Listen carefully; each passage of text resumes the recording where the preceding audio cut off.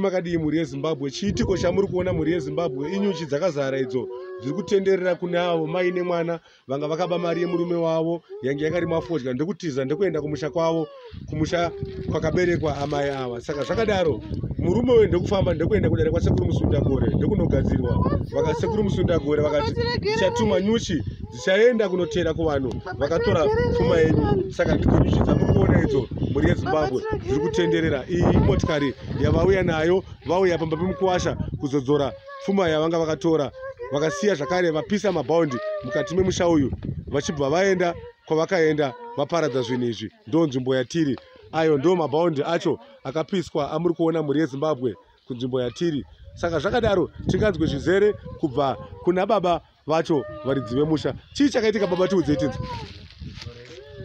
Ndakabirwa mari yangu taurisai baba zvinzwike. Ndakabirwa mari yangu mumba yanda ndakachengeta nokwana kuita 15,000 pandakangoba yangu ndo yakazondidirecta kuti kuZimuri Park kuna sekuru Musundagore vanopedza masports. Pandakabva ndaenda kuZimuri Park Musundagore ndazoona vanhu vachisvika pandiri seni nehanzvadzi yavo iyi vadzoka nemari iyoyo.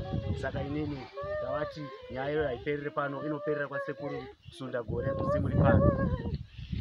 Mhuri yeZimbabwe ndo nyaya yamuri kunzwa. Ndo baba vacho vakatorwa mari nemudzimai wavo nemwana vachibva vatiza vachienda kumusha kwavo. Makadi henyu ava ndiani wenyu ava? Ava ihanzvadzi yangu. Makadi henyu tete? Muri kuti kudini chiitiko chatasangana nacho zuva ranhasi icho? Chandishamisa nekuti ndakatonzwa nemwe munhu akandiudza akati kuZimuri kwasekuru Musundagore hanzvadzi zviri nani kuti tiende pane kuti mari yako irove, ndokuenda kwataenda kwasekuru Musundagore. Zvinosirisa mhuri yeZimbabwe.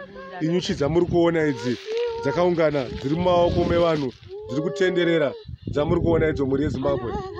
Inyuchi dzamuri kuona dzese idzo dziri kutenderera pamiri yevanhu mhuri yeZimbabwe. Zviitiko zviri kuitika zuva ranhasi kunzvimbo yatiri. Mungati kudii vagarisani vacho? Muri kuti kudii? Ndimi munogara nababa vavo, muri kuti kudii nechiitiko chamaona ichi? Zvinosirisa sereke murume uyu takagana zvakanaka sereke patakazongoona bhani radzo akuti kuti ndakabirwa mari 15,000 yangu yakaenda chichi. Saka ende zvinosirisa sereke. Mangamisa sereke kuti mhuri yake ingade yakambira mari semaonera makuzviita? Tasikambozvifungidza kuti mhuri yake yatingafungira kuti yakambira ichi. Tikangoti pamadzimai kungoenda kwayakangoitawo chete. Zvinosirisa mhuri yeZimbabwe zvamuri kuona. Inyuchi dziri kutenderera kunzvimbo yatiri. Tiri pamusha wacho zvakare wemurume uyo wacho akatorerwa pfuma iyoyo. Inyuchi dzamuri kuona dziri kutenderera. Inyuchi dzamuri kuona idzo dziri kutenderera. Inyuchi dzamuri kuona dziri kutenderera mhuri yeZimbabwe. Zvakanaka, tichakumbirawo nhamba dzasekuru Musundagore ava kuitira mhuri yeZimbabwe vane matambudziko avari kusangana nawo. Tinotenda tichange tichinzwa kuti zviri kufamba sei panguva inotevera.